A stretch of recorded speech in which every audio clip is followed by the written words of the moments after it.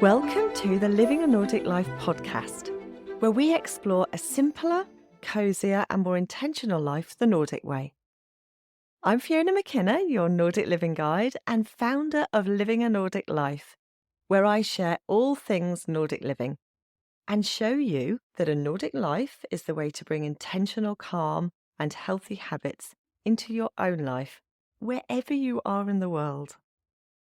Are you looking for ways to bring simplicity, coziness and calm into your life? Well, let me show you how. Visit the Living a Nordic Life website to explore how I can help you on your journey to simple, healthy and happy calm, the Nordic way. You can subscribe to the podcast right here. And if you want regular inspirational emails sent with love from Norway and straight to your inbox, don't forget to subscribe to the Living a Nordic Life newsletters. And so now let's dive into our episode. Part of my continuing quest, if you like, or my mission, my personal mission to myself, to make life simpler and more intentional, includes bringing in some kind of systems into my life that might on the surface seem a little bit uptight, shall we say, but I found that they do make life much easier. And that includes quite a bit of planning. I find that if I can organise some things in my life, have structure to the kind of background stuff, the easy stuff, the things that are, maybe a bit bland and not terribly exciting, then that means I can be more impulsive with others. Because I know that I've got this structure and this schedule, and then it's easy to do something a little more impulsive when you know that there are things happening that you don't need to think too much about because you've already planned them. I hope that makes sense. Makes sense in my head, anyway. But I also like the reassuring comfort that comes from knowing what to expect and having a plan in place. So that when you are thrown a curveball, because it's not always impulsivity, is it, or wanting to do something that isn't scheduled, sometimes things are thrown at us that we're not expecting, and they're not always necessarily positive things. But it doesn't derail you. It doesn't derail your week or your month, and at least some part of what is going on is within your control. I find that the daily pressure of looking for something to cook, finding something to cook, can be a lot for many people to cope with. And I'm an ex-chef. So, I can make food out of pretty much nothing. But I still find it a struggle. And it's especially true for those of us with families and with children, and especially little children, because let's face it, unless you've got the absolute perfect child, they all go through a phase, don't they, of not wanting to eat anything, or not wanting to eat what you're cooking. Telling you they want something, you cook it, and then, I don't like that anymore. I liked that 5 minutes ago. You know what I'm talking about. But look, I'm not going to say it's women only who do all this preparation, because it's not, it's also men. It's any of us who are in charge of cooking for ourselves, for us and our partner perhaps, or for us and our family, however big that might be. But this is particularly true if you're working long hours, or you have to travel to and from work, because that takes up time, doesn't it? And then you might add to that the odd picky child, or picky adult as well. It's not all children. And that can make it just a teeny bit stressful. I know, I'm there with you. My 3 kids are 16, 14 and 7. And they all have very different tastes and very different expectations for meals. I have to say my eldest is very good. He pretty much eats anything, and he's adventurous in his eating. But my youngest, absolute opposite end of the spectrum when it comes to food. So to make life easier, I've discovered that menu planning is the perfect way to go. Each week, on a Sunday usually, I plan the menu for the following week, and I ask the rest of the family what they want, if there's anything special that they want to have that week, and I try and get it into the menu. But I write it down, put it on my menu sheet, and I stick it on the fridge. That way, everybody knows what to expect, and I don't have those endless daily questions of what is for dinner, or texts, what is for dinner, or finding myself becoming a short order chef. and cooking a different meal for every single person in the family, because somebody doesn't want that, somebody doesn't like that, I don't eat that, I'm lactose intolerant, whatever it happens to be, all the things. As you know, I am a trained cordon bleu chef. Yes, I learned classic French cookery, and I trained at a very well-known cookery school just outside London. I spent many years first working as a chef, started at the bottom as a commie, that's the kind of bottom chef, you know, doing all the kind of preparation, working right up to a head chef. And then I began work as an international event manager, where I was maybe more than a little bit surprised to find that my culinary training was actually vital, essential in planning menus for the complex international events that I was organising. Many of them were crucial to the success of the companies I worked for. Certainly you don't want to be hosting a less than perfect event for your clients or your staff. And a dodgy menu could be the make or break of an event. So menu planning has been my life from about the age of 18. And although I no longer plan menus for hundreds or thousands of delegates coming from all over the world, from all different cultures and all sorts of diets and expectations, I still use that knowledge and experience in my day-to-day life. So I thought I would share some of my knowledge and expertise and my tips for menu planning to get you started on a menu planning journey that will make your life easier. It will make your day-to-day life easier. And planning a menu doesn't need to be a daunting task for you. It's easy, I promise you. I'm going to tell you how.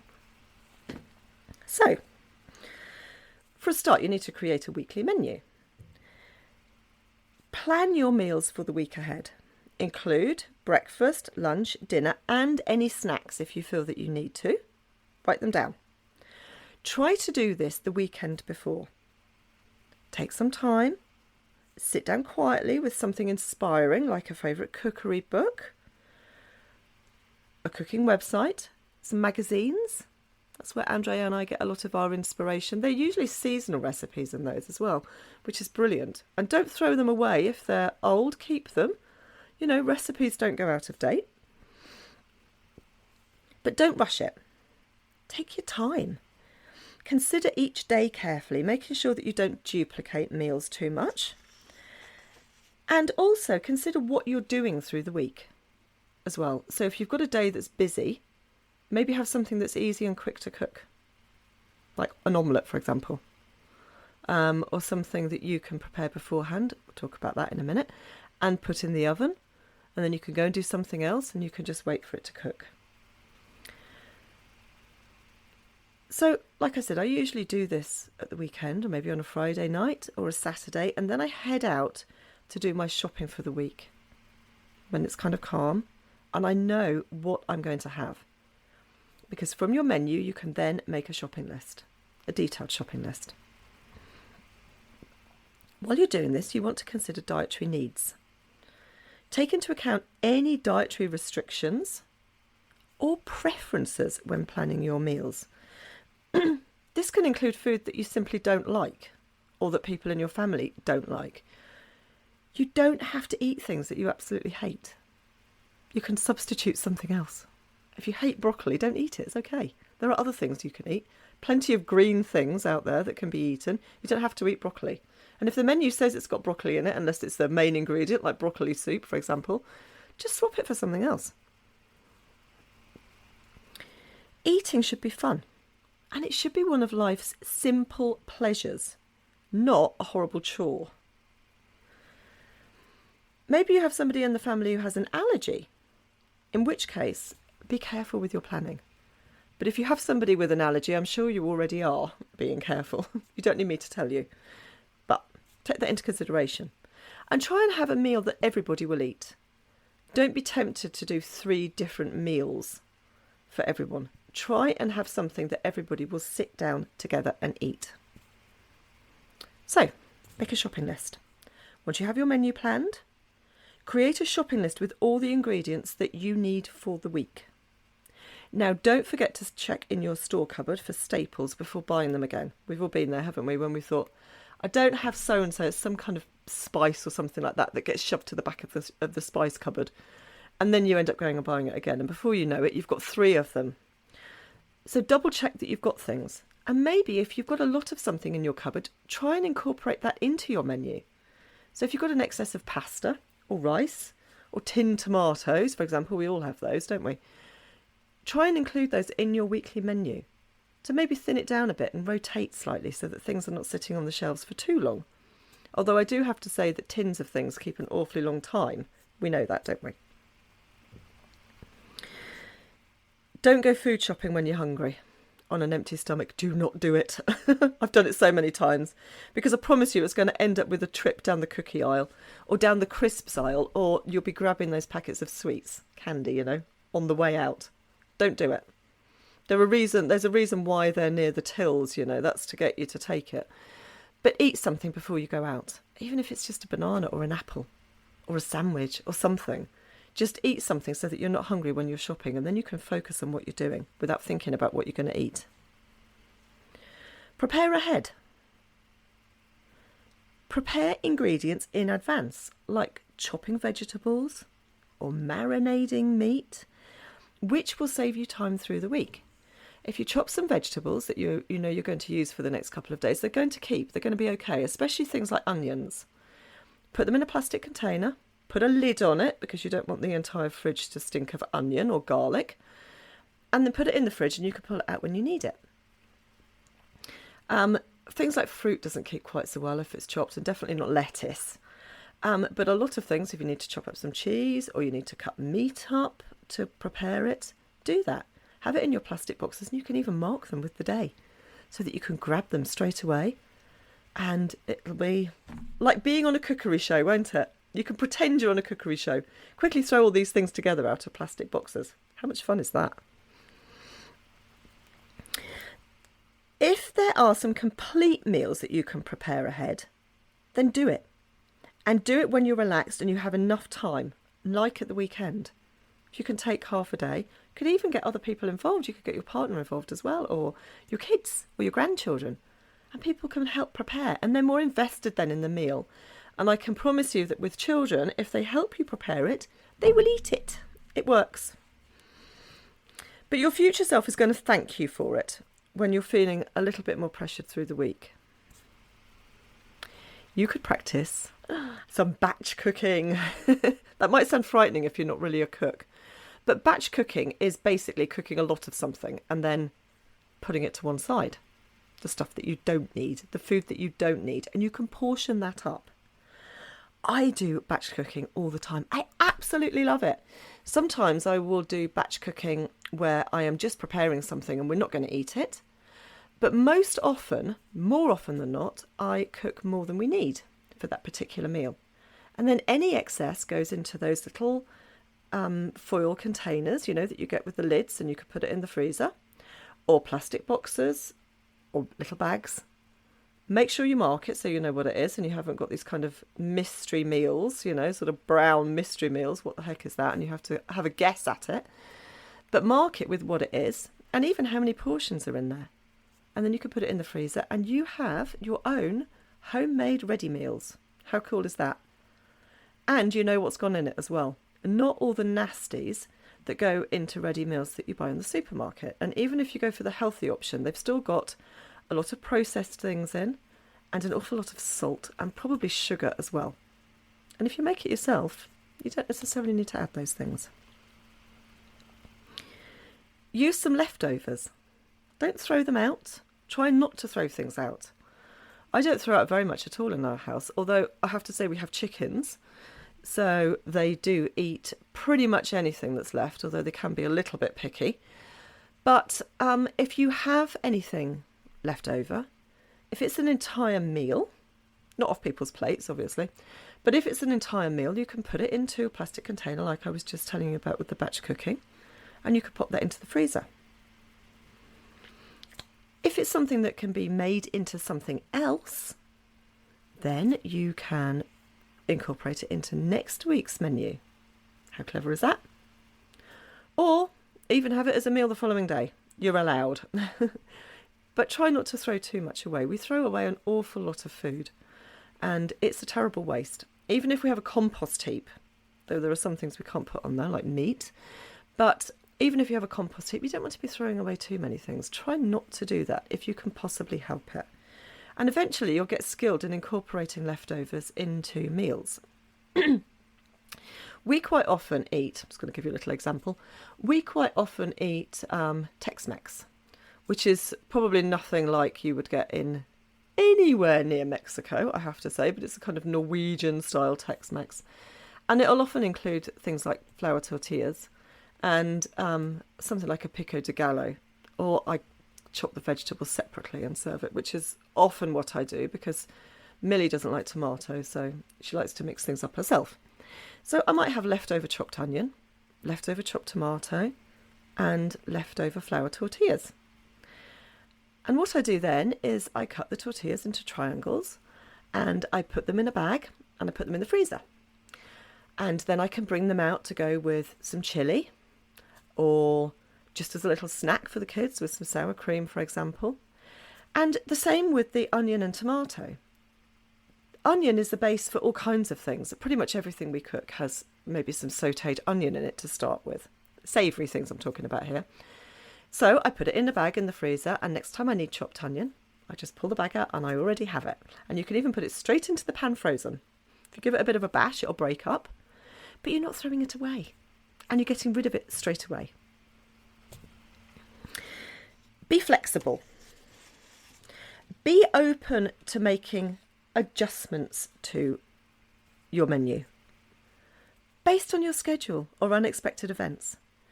This also means being maybe a little bit French or Italian when you're shopping. French women are really, really good at going to a market, seeing the most delicious and the best quality seasonal products, and using them in that week's meals.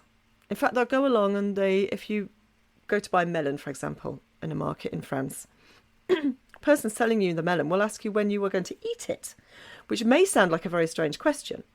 But if you said today, he or she will give you the most ripe melon. If you say tomorrow or the day after tomorrow, then they'll help you choose a melon that is going to be ripe in a couple of days' time. But it means choosing the best and the nicest products. And it means being a little bit flexible as well. So you might have, I don't know, we use the melon idea again. You might have melon on the menu. And you might get there and decide to get there to the supermarket and see something else, like some beautiful strawberries, for example. Be a bit flexible. Swap it around. If it's seasonal and it's at its best and maybe it's even on special offer, then take it. But we can all learn a little bit like that, can't we, about being more flexible if we see something that it's at its best and in season. We can easily add it to the menu for the week. Consider seasonal eating. We do this all the time. Not everything is as widely available in Norwegian supermarkets as you might think. There's very much seasonal eating. For example, in the middle of winter, January to, well, actually probably December through to March, we can get very few berries, or they might be imported from Peru or Mexico, which is an awful long way for a blueberry to come. So we are kind of forced into this seasonal eating.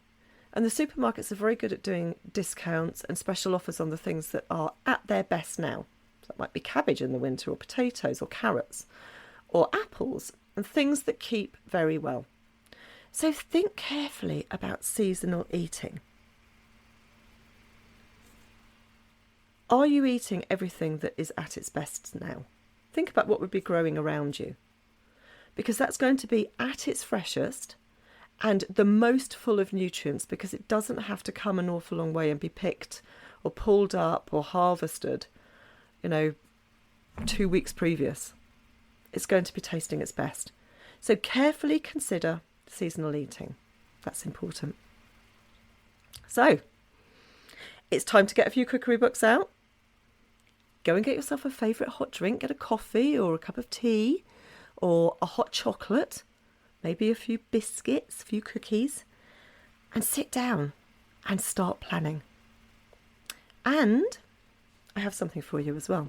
So if you look at the bottom of this episode, you're going to see a link, and it's a link to my own menu that I use every week. It's very simple. Just got the days of the week on it, and you can fill them in, but it's pretty and it's nice to write on. So you can either print it straight off from your screen, or you can download it and save it for later. But it's there for you, and it's my gift to you to get you started. And I'll see you in the next episode. If you've enjoyed this episode, please subscribe to the Living a Nordic Life newsletters so you can get an email when I release a new episode. It's a quick and easy way to keep up with all things Nordic living. Please visit livinganordiclife.com. You can listen to Living a Nordic Life on lots of podcast apps, including Spotify, Apple Podcast, Google Podcasts, and plenty of others. If you've enjoyed the Living a Nordic Life podcast, why not leave me a rating? So that's the end of Living a Nordic Life for today, and I look forward to seeing you next time.